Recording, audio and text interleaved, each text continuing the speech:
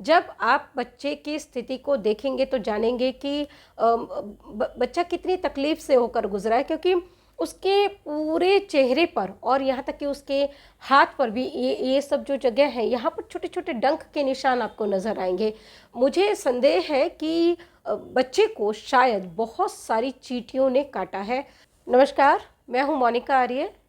नवजात शिशुओं को बचाने की मुहिम पालोना में आपका स्वागत है। आज हमारे पास जो सूचना है ये आ रही है दक्षिण भारत के कर्नाटक राज्य से।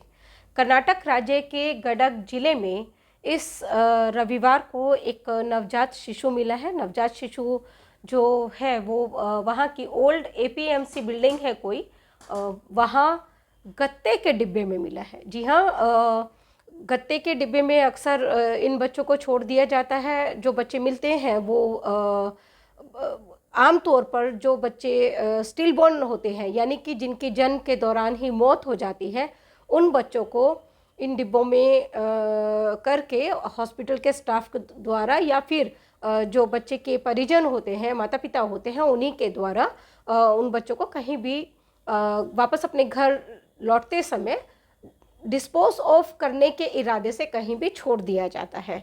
लेकिन ये जो बच्चा मिला है ये मृत नहीं था, ये बच्चा जीवित था, बल्कि जीवित है अभी भी। और एक व्यक्ति, आकाश नाम के एक व्यक्ति वहाँ से गुजर रहे थे। उन्हें बच्चे के रोने की आवाज़ सुनाई दी और उन्होंने तुरंत ही वहाँ पुलिस को बच्चे की सूचना दी। हमारे पास जो ये सूचना आई है ये बेंगलोर के एक सीनियर जर्नलिस्ट ने, इलेक्ट्रॉनिक मीडिया के सीनियर जर्नलिस्ट ने हमसे ये सूचना शेयर की है। उनकी रिक्वेस्ट है कि उनका नाम उजागर नहीं किया जाए, इसलिए हम आपको उनका नाम नहीं बता रहे हैं। और जो बच्चे का जो एक्चुअल वीडियो है उसका बहुत थोड़ा सा हिस्सा ही हम आपको यहाँ दिखा पाएंगे।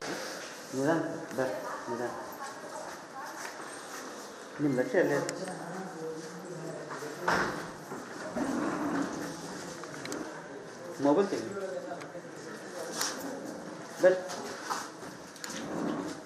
यूट्यूब या इस तरह के जितने भी सोशल मीडिया प्लेटफॉर्म्स होते हैं उनकी अपनी कम्युनिटी गाइडलाइंस होती हैं जिनका पालन करना बहुत ज़रूरी होता है। लेकिन मैं यहाँ पर डिस्क्रिप्शन बॉक्स में लिंक शेयर कर दूँगी हमारी वेबसाइट का, पालोना की वेबसाइट का, जहाँ पर जाकर आप बच्चे की एक्चुअल स्थिति देख सकते हैं। और जब आप बच्चे की स्थिति को देखेंगे तो जानेंगे कि बच्चा कितनी तकलीफ़ से होकर गुजरा है, क्योंकि उसके पूरे चेहरे पर और यहाँ तक कि उसके हाथ पर भी ये सब जो जगह है, यहाँ पर छोटे छोटे डंक के निशान आपको नज़र आएंगे।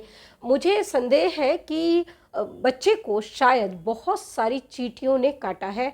आमतौर पर जो ये निशान नज़र आ रहे हैं, वीडियो जो हमसे शेयर हुआ है उसमें ये आराम से देखे जा सकते हैं। और इस तरह की पहले भी कई घटनाएं हो चुकी हैं, जिन्हें ऐसे कई बच्चे हैं जिन्हें हमने सामने से देखा है, कई फ़ोटो या विजुअल्स जिनके शेयर हुए हैं। और हमने पाया कि इस तरह के जो निशान हैं वो आम तौर पर चींटियों के काटने से।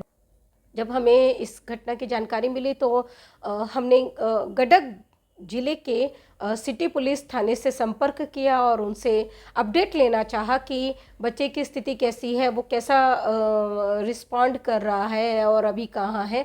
जो लास्ट हमारे पास जानकारी थी वो यही थी कि बच्चे को अस्पताल ले जाया गया। ये एक अच्छी बात थी कि बच्चे को तुरंत अस्पताल ले जाया गया। लेकिन बड़ी हैरत हुई जब हमें वहाँ पुलिस थाने से ये सुनने को मिला कि कोई भी न्यूबॉर्न बेबी वहाँ नहीं मिला है, कोई ऐसी घटना वहाँ नहीं हुई है। मैं समझ नहीं पा रही हूँ कि उन्होंने ऐसा क्यों कहा, जबकि हमारे पास विजुअल है उस बच्चे का और इसके साथ साथ हमारे पास पुलिस कर्मियों की बाइट भी है। वो अपनी लैंग्वेज में कुछ कह रहे हैं जो मैं समझ नहीं पा रही हूँ कि वो क्या बोल रही हैं। लेकिन ये ज़रूर पता चल पा रहा है कि बात उसी बच्चे को लेकर हो रही है जो वहाँ गडक जिले में मिला है। वो बाइट आप भी यहाँ पर सुन सकते हैं, उसे हम यहाँ वीडियो में इंसर्ट कर रहे हैं। ಎಲ್ಲಿ ಅಡ್ಮಿಟ್ ಮಾಡಿ ಇದನ್ನ ತಗೊಂಡು ಅವ್ರ ಹ್ಯಾಂಡ್ ಓವರ್ ತಗೊಂಡು ಜಿಲ್ಲಾ ಆಸ್ಪತ್ರೆಗೆ ಅವ್ರ ಟ್ರೀಟ್ಮೆಂಟ್ ಕೊಡಿಸ್ತಾರೆ ಅಂತ ಹೇಳ್ತಿದ್ರು. ಏನೇ ಆಗೈತಿ ಮಗು ಈಗ ರೆಸ್ಕ್ಯೂ ಮಾಡ್ರಿ, ಏನು ಅನ್ಸುತ್ತೆ ನಿಮಗೆ? ಒಂದು ನಮ್ಗೆ ಒಳ್ಳೆ ಒಂದು ಬೇರೆದವ್ರು ಹೇಳಿದ್ದಕ್ಕೆ ಆ ಮಗುನ ನಾವು ರಕ್ಷಣೆ ಮಾಡಕ್ಕೆ ನಮ್ಗೆ ಭಾಳ ಅನುಕೂಲ ಆಗೈತಿ. ಆ ಮಗು ಹುಟ್ಟಿ ಬೆಳೆದು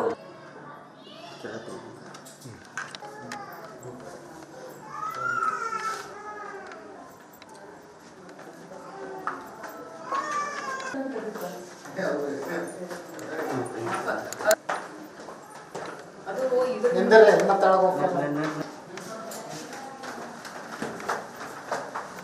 ಅದಕ್ಕೆ ಸ್ವಲ್ಪ ಸ್ವಲ್ಪ ಬೇಕು ಆ ಮಗುವಿನ ಮಾಡಿಸ್ಬೇಕು. ಮಗುನ ಮಾಡಿ ಇದಕ್ಕೆ ನಿಮ್ಗೆ ಒಂದು ಮಗು ಸಿಕ್ಕಿದ್ರೆ ನಾವು ತಾವ ಕೊಡ್ತೀವಿ ಅದನ್ನು ಒಳ್ಳೆಯವರು ಅದಕ್ಕೆ ಮಗುಗೆಲ್ಲ ಟ್ರೀಟ್ಮೆಂಟ್ ಎಲ್ಲ ಪೋಷಣೆ ಮಾಡ್ಬೇಕಂತ ನಾವು ಹೇಳ್ತಾ ಇದೀವಿ ತಮಗೆ. ಅದಕ್ಕೆ ಎಷ್ಟು ಸಾಧ್ಯ ಐತಿ ಅಷ್ಟು ಒಳ್ಳೇದವಕ್ಕೆ ಎಲ್ಲರೂ ಸೇರಿ ಆ ಮಗುನ ಚೆನ್ನಾಗಿ ಕಾಪಾಡೋಣ ಅಂತ ಹೇಳ್ತಾ ಇದ್ದೇವೆ ರೀ. ಸಖಿಯವ್ರಿಗೆ ನಾನು ಒಪ್ಪಿಸಿದ್ದೇನೆ ಆ ಮಗುನ. ಅವ್ರು ಮುಂದೆ ಅದಕ್ಕೆಲ್ಲ ಮಗುಗೆಲ್ಲ ಪಾಲನೆ ಪೋಷಣೆ ಎಲ್ಲ ಮಾಡಿ. हो सकता है कि आप में से कुछ दर्शक ये भाषा समझते हो, जानते हो, तो हम आपसे ये रिक्वेस्ट करेंगे कि अगर आप ये भाषा को जानते हैं, समझ सकते हैं, तो आप कमेंट बॉक्स में बताएं हमें कि ये पुलिस अधिकारी क्या कह रहे हैं, पुलिसकर्मी क्या कह रही हैं, क्या ये इसी बच्चे के संदर्भ में है। और इस रिक्वेस्ट के साथ साथ मैं ये अपील करूंगी आपसे कि आप प्लीज़ ये कंटेंट अपने सर्किल में शेयर करें और लोगों तक ये बात पहुंचाने में हमारी मदद करें कि उनके पास सेफ सरेंडर का विकल्प मौजूद है। Safe surrender government of India की एक पॉलिसी है जिसके तहत भारत का कोई भी नागरिक अपने बच्चे को सरकार को सुरक्षित सौंप सकता है यदि वो किसी भी कारण से बच्चे को पालने में समर्थ नहीं है। हालांकि इसके लिए अभी तक नो क्वेश्चन आस्क्ड पॉलिसी नहीं है, लेकिन हमारी सरकार से ये अपील है कि वो इसके लिए नो क्वेश्चन आस्क्ड पॉलिसी लेकर आए, क्योंकि आमतौर पर जब जो शिकायतें हमारे पास आती हैं वो ये हैं कि जब माता पिता अपने बच्चे को सरेंडर करने के लिए CWCs के पास पहुंचते हैं तो उनसे बहुत सारे तरह के सवाल किए जाते हैं, जैसे कि वो कौन है, कहां से आए हैं, बच्चे को क्यों सरेंडर करना चाहते हैं। हो सकता है इसके पीछे कुछ रीज़न्स हो सकता है कि वो अपने आप को सेफ करना चाहते हो ताकि कल को कोई उन पर ये आरोप ना लगा दे कि उनके बच्चे को ज़बरदस्ती उनसे सरकारी अधिकारियों ने या फिर CWC वालों ने या फिर स्पेशल एडॉप्शन होम वालों ने ले लिए हैं। तो ये उनका एक अपना तरीका हो सकता है, लेकिन इसके लिए कोई दूसरा रास्ता भी अख्तियार किया जा सकता है। नो क्वेश्चन आस्क्ड पॉलिसी होना ज़रूरी है ताकि जो लोग हैं उनको किसी भी तरह की कोई दिक्कत ना आए अपने बच्चे को सरेंडर करने में। और दूसरी जो चीज़ है, इससे भी ज़्यादा जो सुरक्षित लोग महसूस कर सकते हैं वो है कि सेफ जगहों पर पालने लगा दिए जाएं, क्रेडल्स लगा दिए जाएं, और सिर्फ लगाए ही नहीं जाएं बल्कि जगह जगह पे लगाए गए इन क्रेडल्स को सेल्फी जोन में परिवर्तित कर दिया जाए ताकि मास अवेयरनेस हो, लोगों तक ये बात पहुँचे कि वो बच्चों को सुरक्षित इन पालनों में भी रख सकते हैं। कुछ सरकारों में, कुछ राज्यों में इस तरह की ये कवायद हुई है पिछले कुछ सालों में। सबसे पहले तो ये कवायद वहाँ दक्षिण भारत से ही तमिलनाडु से शुरू हुई थी और जयललिता जी ने इसे शुरू किया था। वहाँ पर कई जगहों पर पालने लगाए गए थे। 90 के दशक की ये बात है, क्योंकि उस समय समझ लीजिए कि वो कितनी विकराल रही होगी ये स्थिति बच्चों को अबंडन करने की कि जयललिता जी को ये कदम उठाना पड़ा। और उनके बाद फिर राजस्थान में भी ये क्रेडल्स लगाए गए। ऐसा कहा जाता है कि जो वसुंधरा राजे जी हैं वो जयललिता जी की दोस्त थी, और जब उन्होंने वहाँ तमिलनाडु में इस स्कीम को सफल होते देखा तो उन्होंने अपने राज्य में भी इसको शुरू किया।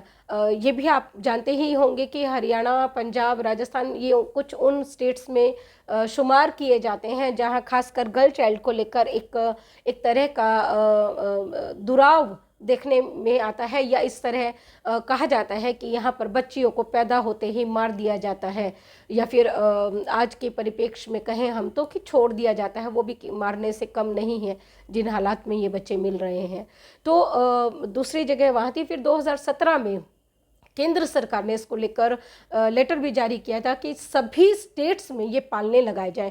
हमारा जो निकटवर्ती झारखंड का निकटवर्ती राज्य है बिहार, वहाँ ये पालने लगे थे, और झारखंड में भी कई जगहों पर ये पालने लगाए गए थे। अनफॉर्चुनेटली ज़्यादातर जगहों पर ये पालने सिर्फ शो पीस बन के रह गए और धीरे धीरे मेंटेनेंस के अभाव में ये कबाड़ बन गए। ये एक अलग प्रॉब्लम है, क्योंकि जब ये पालने लगाए जा रहे थे तो स्पेशली झारखंड में हमने ये कहा था, बार बार ये कहा था कि केवल पालने लगाना काफ़ी नहीं होगा। इसके लिए मास अवेयरनेस भी करनी होगी, लोगों को बताना भी होगा कि ये पालने क्यों लगाए जा रहे हैं, ये पालने कहाँ रखे जा रहे हैं। जब तक ये सारी जानकारी लोगों को नहीं होगी तब तक ये पालने लगाना व्यर्थ है, उसका कोई मतलब नहीं है। और हमारी आशंका है सभी एकदम सच साबित हुई। जितने भी पालने झारखंड में उस समय लगे थे वहाँ एक भी बच्चा कभी नहीं आया और वो जो पालने थे वो कबाड़ बन गए। इसको लेकर मीडिया भी बीच बीच में रिपोर्ट्स में इस विषय को उठाता रहा है। यहाँ तक कि राज्यसभा सांसद महेश पोद्दार जी थे, उन्होंने भी ट्वीट के माध्यम से इस मुद्दे को उठाया था और उन्होंने पालूना को भी उसमें टैग किया था। तो मेरा कहना सिर्फ ये है कि इन बच्चों को बचाने के लिए कुछ तो करना होगा। ये बच्चे छोड़े जा रहे हैं, ये एक रियलिटी है। समाज बहुत तेज़ी से बदल रहा है, वक्त बहुत तेज़ी से बदल रहा है, इससे कोई इनकार नहीं किया जा सकता। संस्कार संस्कृति सब अपनी जगह है, उसके लिए काम कीजिए, उस पर काम करने से कोई किसी को नहीं रोक रहा है। लेकिन इसके साथ साथ इन बच्चों की सुरक्षा के लिए कुछ तो सुनिश्चित करना होगा, कुछ तो उपाय लेकर आने होंगे। हम इतना इंतज़ार नहीं कर सकते हैं कि वो वैल्यूज़ लोगों के दिलों में डाल दिए जाएं और हम एक आदर्श की कल्पना करें कि वो इन्हीं वैल्यूज़, इन्हीं सिद्धांतों को, इन नैतिकताओं को जीवन में अपनाते हुए वो आगे बढ़ेंगे और सारी चीज़ें रातों रात ठीक हो जाएंगी। जी नहीं, ऐसा कुछ भी नहीं होने जा रहा है। तो ज़रूरी है कि वहाँ पर जो काम कर रहे हैं वो अपना काम उसी तरह से करते रहे। आने वाले समय में इसके सुखद परिणाम मिल सकते हैं कि वापस लोग अपने संस्कारों से, अपने संस्कृति से जुड़ जाए, वापस जो है वक्त वो पुराने हिसाब से चलने लगे और जो कहा जाता है आमतौर पर कि जो लिव इन रिलेशनशिप है या जो अफेयर्स हैं उनकी वजह से ये जो बच्चे हैं वो इतनी बड़ी संख्या में छोड़े जा रहे हैं। हालांकि मेरा इस मामले में बहुत मतभेद रहता है, क्योंकि मेरे पास इतनी सारी घटनाएं आती हैं जिसमें अनवेड मदर्स या ये कहें कि कपल्स के जितनी केस स्टडीज़ हैं, मैरिड कपल्स की केस स्टडीज़ भी कम नहीं है। तो ये गहन रिसर्च का सब्जेक्ट है। मैरिड कपल्स के लिए क्या कहेंगे, वो जब अपने बच्चों को छोड़ देते हैं या हत्या कर देते हैं तो उनको कौन से संस्कार और संस्कृति से जोड़ेंगे। इसलिए ये कहना या इस पर विश्वास करके सिर्फ आइडल होके बैठ जाना कि नहीं, ये संस्कार और संस्कृति से जुड़ा हुआ मसला है और वो ठीक करने से ही चीज़ें ठीक होंगी, माफ़ कीजिए, मेरा इस मामले में बिल्कुल अलग मानना है। मेरा मानना ये है कि बच्चों को बचाने के लिए कोशिशें अभी ही करनी होंगी, आज से ही शुरू करनी होंगी, क्रेडल्स लगाने होंगे, उसके लिए नो क्वेश्चन आस्क्ड पॉलिसी लेकर आनी होगी और इसके साथ साथ सेफ अबेंडन पॉइंट्स बनाने होंगे। जैसे सेफ सरेंडर पॉलिसी है, CWC आपकी ज़िले के मुख्यालय में बैठती है, वो गांव देहात में नहीं जाते हैं, ब्लॉक्स में नहीं जाते हैं, तो वहाँ पर भी ऐसे बेबी पॉइंट्स बनाने होंगे जहाँ पर पेरेंट्स या लोग जिनके संरक्षण में वो न्यूबॉर्न बेबीज़ हैं वो बिना किसी डर के, बिना किसी संकुचाहट के वो अपने बच्चे को सुरक्षित छोड़ दें। हमारी जो कोशिश है वो बच्चों की सुरक्षा को लेकर है। ये